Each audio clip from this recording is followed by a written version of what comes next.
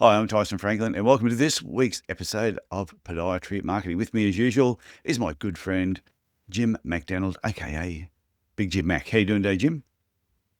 Tyson, doing well. Cold up here in Montreal, Canada, but otherwise no complaints. It's definitely a little warm up sometime here in 2026, but still a few months away from that.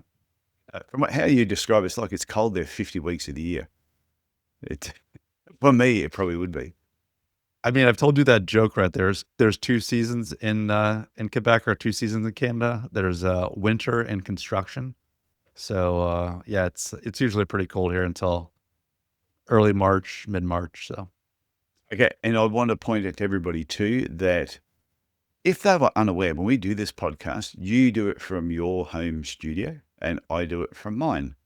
Now, what that means is when we're doing it from home, sometimes you will hear the odd noise in the background that we try for it not to happen, but some days. So if you hear kids running around, smashing furniture, just creating a complete ruckus, that's coming from Jim's end.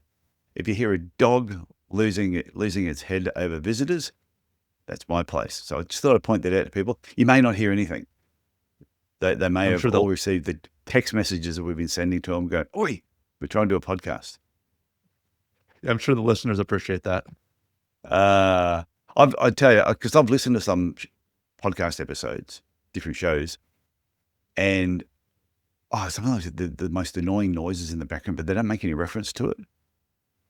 And that's why I always think, and here's a lesson for everybody. If you know there's a problem, something's happening somewhere, pre-frame it. Make sure, like if you're talking to a patient and you know that somebody potentially might be coming into your room to disturb you partway through the consultation, tell the patient beforehand. Someone may come in the room to disturb us, so it's not a shock when it actually happens. That's a That's a good tip. plan. It's a tip for life.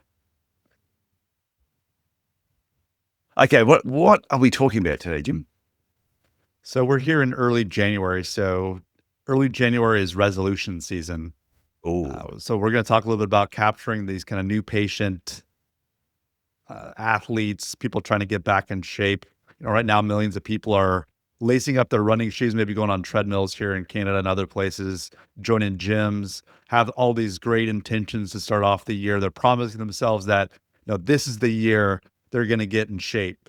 In about 2 to 4 weeks, you're probably going to notice that, or maybe a little bit later, there's going to be overuse injuries. There's going to be people that are, just not cut out for that, 3 to 4 mile run kind of right off the bat. They're kind of banging themselves up. And when they're Googling for, what is my heel hurt after running or a foot and ankle doctor near me, it's going to be a great opportunity for you to be the one that's seen. So today we're going to talk a little bit about some different ways to appeal to those folks seeking those New Year's resolutions. yeah, it's funny.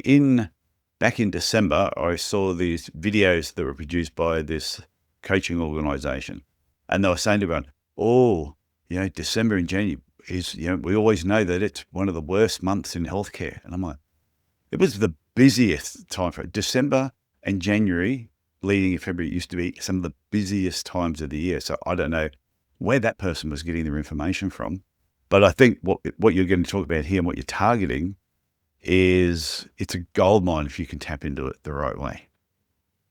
In the US, the big issue becomes that insurance is usually renewed at the start of every year. So a lot of Comes to people are Australia. rushing in November and December to meet that deductible. So there are sometimes concerns around that. But if you we talked about in past episodes about seasonality and how you can tap into some of these different areas of seasonality, like when people are in the summertime getting ready to wear flip flops and sandals, people have uh, fungal nails. It's an opportunity to kind of push that type of service. But today we're more focused on fitness and some of the opportunities that arise when people who haven't been working out all of a sudden they see that New Year's resolution and they want to jump in and get things started. Well, it's one of these. It's funny, isn't it, that we can't. Most people don't just set those resolutions like on the 15th of March. That's it. As of tomorrow, I'm going to do this.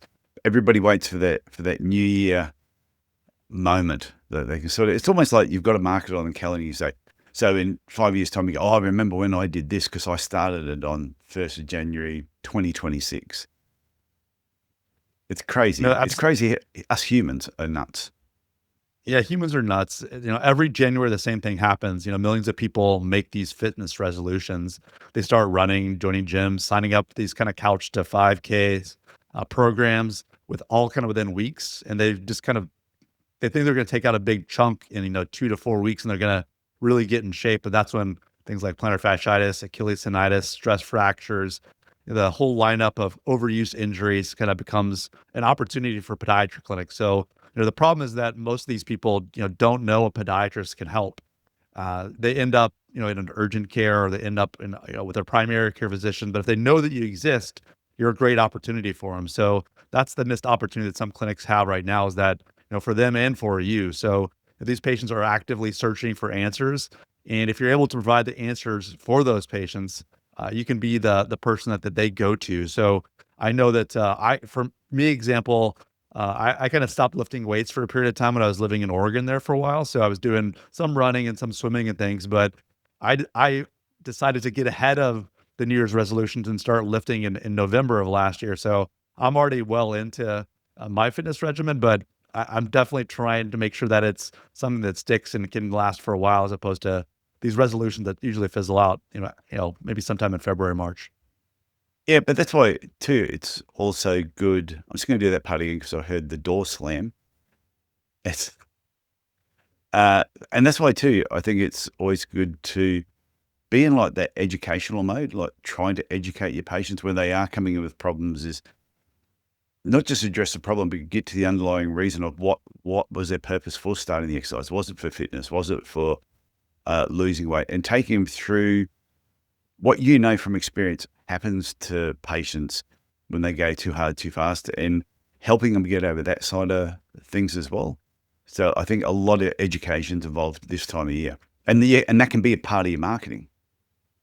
No, when people come into your clinic, they're going to want to know why something happened. So you can be a partner with them as far as making sure that they have success moving forward, instead of again getting injured, again kind of getting the cycle of injury, this kind of, that initial hype. That those first 4 weeks are easy, right? So if they do come in injured, you can try to, just have them visualize that, or kind of explain to them and kind of be a partner with them along that path. But the real goal here is that, it is January now, but maybe these patients aren't going to get injured till February, March. So it is a good opportunity to look and see, what is the messaging on your website? What does your Google business profile look like? Are you able to get a little bit proactive as far as the type of blogs or the content you have on these different channels, to make sure that when people are Googling at 10 p.m. looking for solutions, that you pop up there? Yeah, and it's really focusing in too on what, based on your own experience and all the past patients you've had in the past, what have you learned from that? What are the most common problems? So yes, you might have had one or two people over the last 10 years that had shin splints. But if the majority of them had heel pain, then that's where you need to put your focus. Focus on the problems that people are going to experience as they're getting into their sort of activity. Yeah, that's a perfect example. And I think also that there's different patient personas. Not all resolution patients are the same. So understanding this helps you speak directly to them. So you've got returning runners, people that are maybe a little bit more experienced, that for some reason just kind of took some time off, and now they jump back in, too hard, too fast, and they're frustrated and motivated to kind of get fixed up pretty quickly. Then you've got more your true beginner, someone who's never run before, who doesn't know what's normal, what's abnormal when it comes to injury and soreness. They need education and reassurance. So they need something different than that, more, experienced runner. And then you have the real kind of like, couch to 5K crowd that is following a very specific program. Maybe they're wearing the wrong shoes. They're going through pain that they feel like they should ignore because, no pain, no gain. They're kind of in that mentality. So you really want to make sure that whatever type of content you're building on your website, on your socials, or on your Google business profiles, speaking very clearly to these different types of athletes, or these different types of, runners and fitness, these kind of new people getting into fitness during the holidays or after the holidays. So it can be something that's really, really important. Yeah, and I think too, with your own clinic, you would know what type of patients you attract. If you are quite known as being a sports podiatry clinic, you're probably going to get more of your elite runners and people who take the sport a lot more serious. Whereas if you're not known as being the sports clinic in there, you're probably going to get more of your couch to 5K programs. And the thing I find with those too, when people have been doing nothing and then all of a sudden doing like a 5K run, or here in Cairns at the Muay Thai gym I go to, they do naught to taut, a 22-week program, flogs the crap out of them. I watch them, but I see some great results with them as well. My clinic used to attract a lot more of those type of people. We got elite athletes come in, but I used to find the couch to 5K type patients, the ones more fun to work with. So I think you got to know who is your market. And then when you're talking before about website, your blog, everything you're doing is talk to those people. And when they come in, be knowledgeable, right? I know I come from a running background, so I sometimes blind to the fact that maybe not every podiatrist was a runner.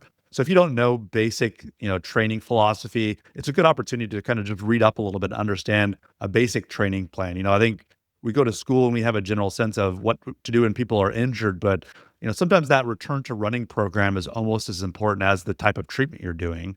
And also giving that type A personality, that person is not necessarily going to rest, giving them some other forms of exercise to help get that nervous or that kind of just energy they have out of them a little bit, because it's one of those things where if they don't have something to do, it can impact their mental health, how stressed out they are, and just other people that are around. So providing other alternatives outside of, running, other forms of non-weight bearing exercise they might be able to do while they're hurt can be a huge benefit. And just takes a little bit of time sometimes for podiatrists who aren't necessarily runners to understand what all those different options are, what's a good return to running program, and then, what's a general way to build people up from couch to 5K. It doesn't necessarily have to be that you have to take their program and use that on patients, but just, talk to people at running shoe stores and other places about, what would you suggest someone who's never run before? What's a good plan or a good time frame that they should focus on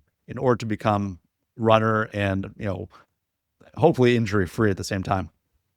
Yeah, but it's also, we're talking then about the education. It's one of those things where you could, even next year, towards the end of the year, is you start using this in your newsletters and some of your marketing to your existing patients, going, there's going to be a lot of people here who are thinking about next year maybe getting fitter, losing weight, getting off the couch and doing a 5K run. If that's you, come in now before the year finishes so we can get you set up for the next new year. So you can educate them way before they ever get the problems, hopefully avoid it. No, that's a perfect example. I think having that content ready that helps them understand what's going on, and kind of like you said, there's educational content they're going to really benefit from. So you can kind of get ahead of it for them. And if they do have, they can be educated as far as what's normal pain versus what's injury pain. Not that they're necessarily going to have to self-diagnose, but they're going to see you as the expert. If something does go wrong down the road, you're going to be the first person they're going to get in contact with. Yeah, and I think what you said then too, what's normal pain and what isn't. I think for someone when they're getting back into activity, especially if they haven't done it for a while, they can't tell the difference.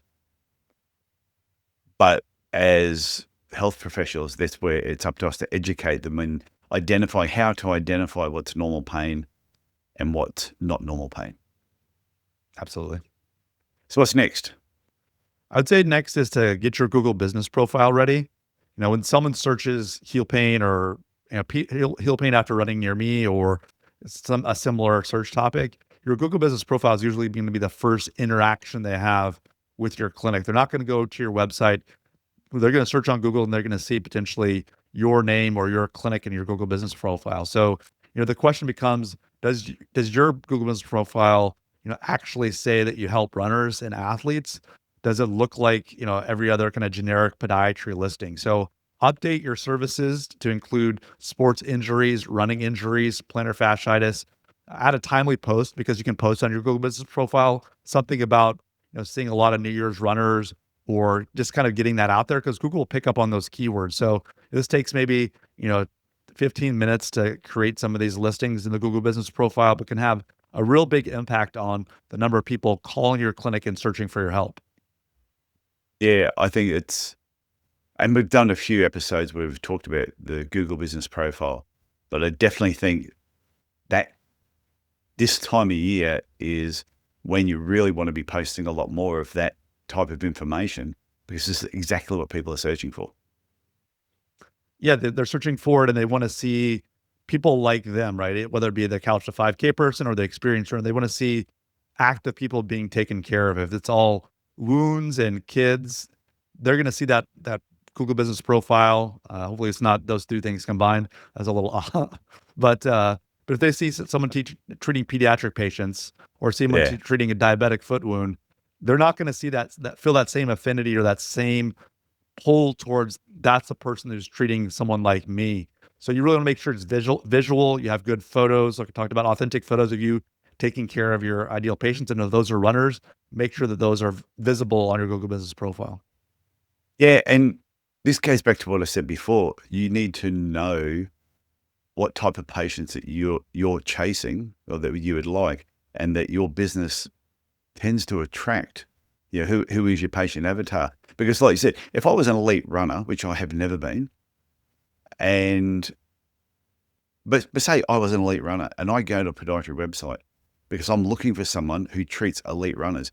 If I do not see an elite runner somewhere pretty soon after going through their website or their Google profile, the business profile, I'm going to be leaving. If all of a sudden I see dumpy, overweight, out of shape people sweating on treadmills and think, I'm going, well, okay, this is not the clinic that I go to.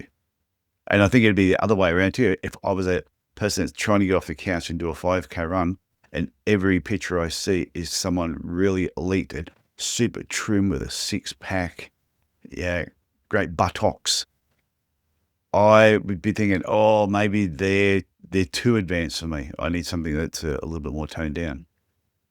I will have to say that Australia does have some of the fastest podiatrists in the world.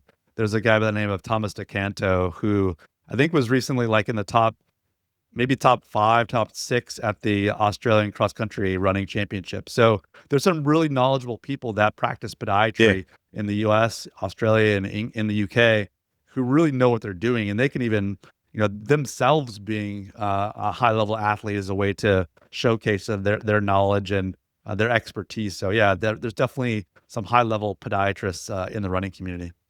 Oh, there's some. Yeah, I've had some on the Podiatry Legends podcast. Yeah, ex-Olympic steeplechasers, and yeah, there's a lot of elite sports people in every sport in podiatry. If you actually For look sure. around, what's next? Absolutely.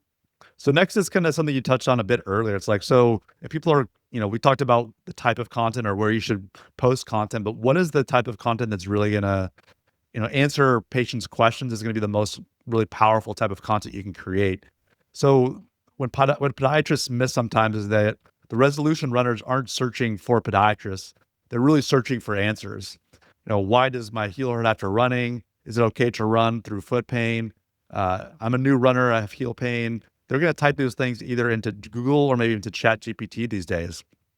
If you have content that answers these questions, you're more likely to kind of gain that trust in the patient, and it's going to show up on Google results or in Chat GPT. So, writing a blog, why your heel hurts after starting a running program is one way to do it. That one piece of content could potentially bring in patients. It positions you as that go-to expert for runners in your local area. So those are things to consider when you're thinking, oh, I don't know what type of content I should create. Well, think about the type of questions that runners or people that are starting fitness programs will have. If you answer those questions, position yourself as an expert, you have a great opportunity to have them come into your clinic. Yeah, what you said right at the start of that particular point, I think if podiatrists can just remember, nobody wakes up in the morning and says, I would like to see a podiatrist today. Nobody does that. If they've never seen a podiatrist, nobody wakes up and says that's what they want to do. They are searching for, why is X happening to me when I do this? Through that, hopefully you've put enough good information out there that they go, I need to go and see this podiatrist. Absolutely. I think that's a great point. And, there's a couple other types of blog posts. I'll give you some free ones away that people can use if they want to. Something Yeah. like, new to the gym. Here's when foot pain is a red flag. The beginner's guide to avoiding running injuries is something you can consider. So that's some free content. There's lots of different ways to create that content, but those are going to answer questions. And you want to make sure you provide a clear call to action. If this sound, at the end of the post, something like, if this sounds like give us a call. That's going to work much better than just like a generic contact us.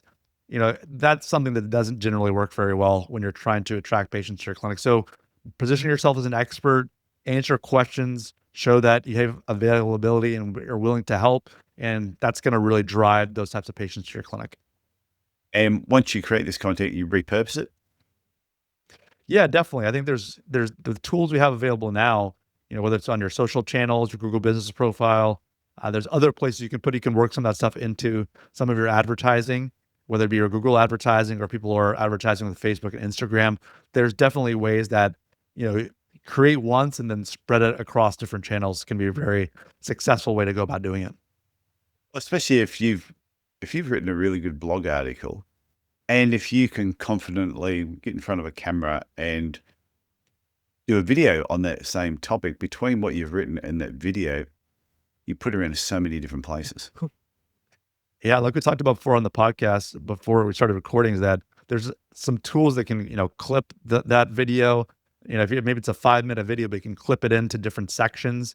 You can, have some talking points you would want to have for 30 to 40 seconds and really make it, even before you record the video, you can do those kinds of things. So there's no shortage of ways to prepare to make it very easy to kind of fill up some of those different visible channels.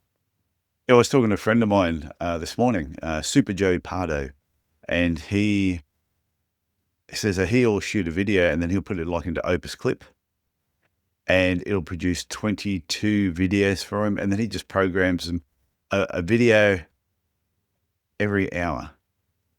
So every day he shoots a video and then he breaks it into 22 and then does 22 short clips from it. The one that gets released every hour. You got to have a 2-hour break or something like that. That's why he does 22. But he just says these days, all he's going to do is shoot the video. Everything else is pretty well done for him. And then he just programs it all in. So it's getting easier. You don't have any excuse not to do this sort of stuff these days. No, it's getting more automated and easier as the days go on. Okay, what are we moving on to? Yeah, so the last is to kind of, how to prepare your clinic, hopefully for the influx of patients that are going to come in. Oh, yeah. Showing up online only matters if you can actually get these patients when they call you or when they fill out a form. So train your front desk staff. When someone calls in, I just started a running program, my heel's killing me. Your team should know exactly how to respond. Something like, we've been seeing a lot of this in January. Let's get you in before it gets worse. Or, there's also kind of big appointment. If you have appointment availability, making sure that you have definitely openings more than, opportunities for people to come in and see you. So you're going to hopefully, bite into some of those urgent care clinics or competitors or primary care physicians who they might try to go to first. So consider holding some same week slots in January, February, and March, specifically for these kind of acute issues. I think we've talked about this in the past, but when you make yourself kind of available for more urgent types of patients, these patients are going to be super happy when they get in.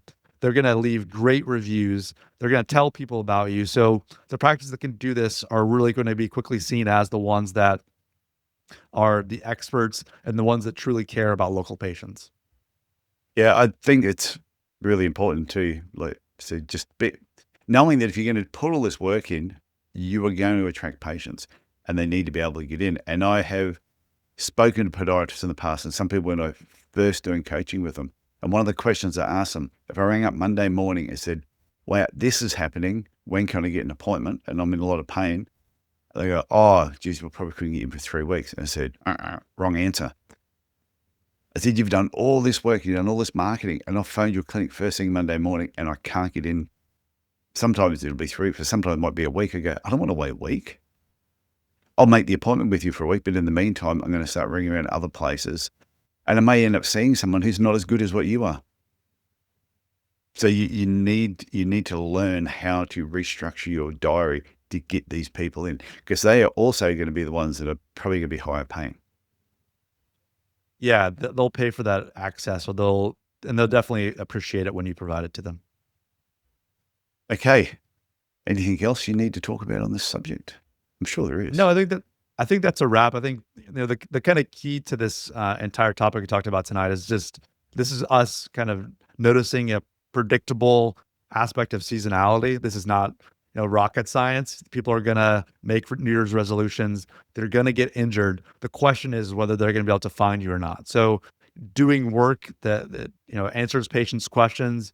You make sure you have your Facebook, or sorry, your Google business profile, maybe your social channels, your website, having content that answers questions for them, and then having that availability is going to be super important to make sure that patients are able to schedule with you, and you're going to see more of these patients that are going back to the gym or starting a running program the first of the year, and it should pay some dividends for you and for your clinic. So no, I think that's a good place to stop. I think, if anyone's enjoyed the podcast tonight, they should consider, going over to podiatry.marketing, leaving us a review there, or leaving us a review on iTunes or Spotify. It really helps, other podiatrists in your local, other podiatrists that get to know the show. If you're really enjoying the show, feel free to maybe email an episode or contact one of your colleagues about an episode you listened to where you felt like you got a lot of value, because we're really trying to grow our audience of podiatrists who, know about marketing, implement it in smart ways, and grow their practice in ways that are, that make them happy and that really benefits their local community. Definitely. And if you want help, if you're looking for a business coach in 2026, go to my website, tysonfranklin.com. Just follow all the prompts. It's pretty easy. Or if you can't follow the prompts, then you should contact someone else. All right. And if they need help with their whole online presence, Big Jim, where can they find you? Yeah, they can go visit podiatrygrowth.com or email me, Jim@podiatrygrowth, and we can set up a time to chat about, what's going on in your clinic, what your goals are, and maybe some ways to achieve those opportunities and to build that practice that brings you nothing but happy patients and a lifestyle that you enjoy and a work that you enjoy going to each and every day. So yeah, thanks a lot for this episode today, Tyson, and look forward to catching you on the next one. Yep, I will see you next week. Bye. Bye now.